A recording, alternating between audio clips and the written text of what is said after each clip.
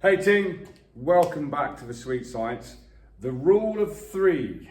What is it and how is it going to help you with boxing? Let's go. So essentially it is a concept of setting a pattern and then changing it. And I have a good example of it over the weekend that's just gone. I had the pleasure of working a couple of corporate boxing shows, working the corners, 34 fights in total. And there was one chap, didn't know him, not worked with him before. I was just making sure they were safe in the corners and giving some advice. And he was doing a very, very good job of finishing his combination with a shot to the liver. And chap picks up on it, starts blocking it. When he came back to the corner, I told him, set that pattern. And then on the third time, switch it up and go to the head. Because what happened, the chap realised that there was a shot coming down here, so he started, I know you shouldn't do this, but he started overprotecting that and then got caught lovely with a hook. So today, I'm going to show you a couple of combinations that I personally have success with when I set a pattern and then change it for you to work on your workouts.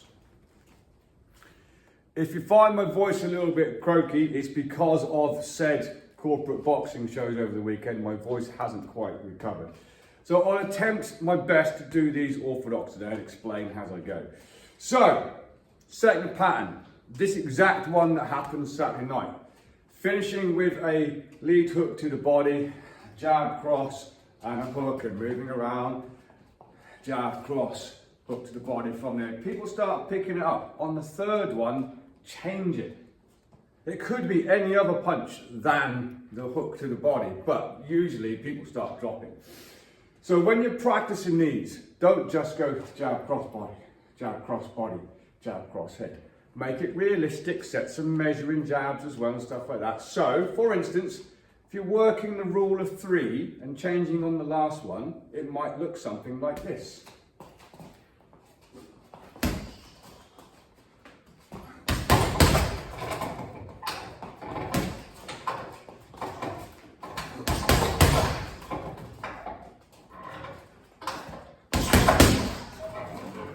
And finishing with that hook to the head. It's a definite one that works very, very well. One, you're attacking the center line and the flank. Usually they start to pick up on the pattern, and usually you can get round to the flank, the head on the end. But let's have a look at some others as well. So next, excuse me, we're going to attack the head, center line and body center line. That's the pattern we're going to set. So for this one, we're going to go jab to the head, level change, jab to the body, cross to the body. Set that pattern from here. And on the third one, we can change it how you like, but we're going to attack the flank on the end of it. Purely because what generally happens is, throw the jab, you might catch on the first one, as in catch them. Second time, they'll probably catch the jab. Just an example, catch the jab as your level change. You might catch with one and they start to nip up because I was going to the body. Next time you go to do it, they're expecting to go to the body. What happens? Nip up in here. You cannot defend the center line and flanks at the same time unless you move, of course. So we're going to go around the guard from there. So whether you was to go, so it looks very, very similar, whether you were to go jab the head, then cross the body and attack, or whether you just went completely to the head and whip round, doesn't really matter, but it would look something like this. Measuring.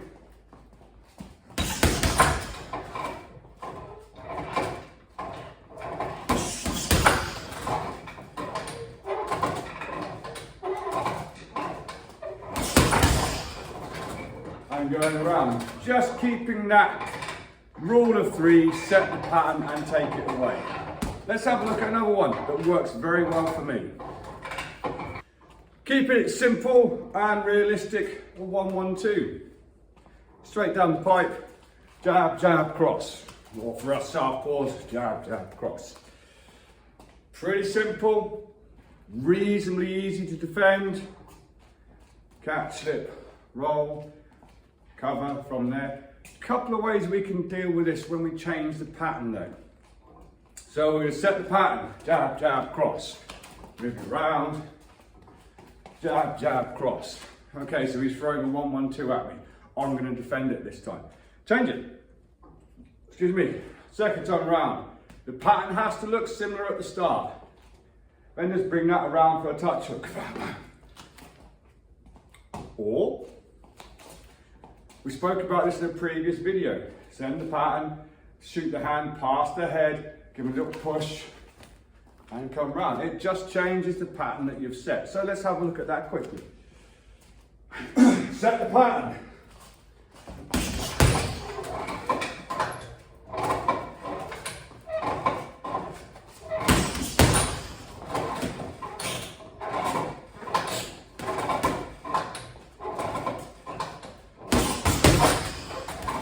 Or of course, do a little push.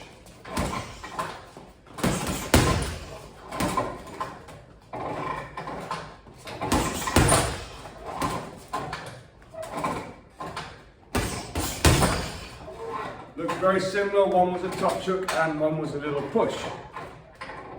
You'll find if you start implementing this type of pattern break, you'll have a lot more success. Another very good one that I find, I actually used this on someone last night, although obviously I was doing Southpaw. Going to the body first with your jab. Jab to the body, cross to the head, hook to the head. Jab, cross, hook. That's what he's doing, I'll catch him next time. Still level change if I'm going to go to the jab, and then there's fire straight up from here. And you can put whatever you want on the end of that. It'll probably be a hook and a cross, it could be anything. Just saying, change it on the last one. I'll give you Southpaw as a bonus one that works as well at the end of this. But these are the ones we're working on. So we're going to jab to the body, cross to the head, hook to the head. Or it could be a jab, whichever if you're keeping it long range. Just change it on the last though. So, we're here. Again, like I said at the start of the video, don't just be here and go.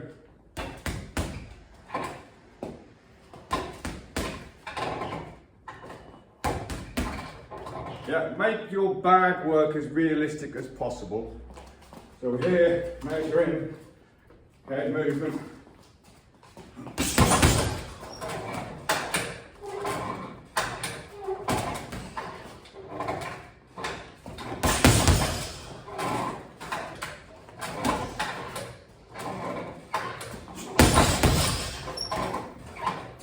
On the third one, it looks like I'm going back down here and just shooting that shot straight up the top. Hopefully capitalising on the fact they start to pick up, you're going for a jab to the body. Yes, you shouldn't drop your hands. We all know we shouldn't do that. People do though. I know I shouldn't do this, but I do.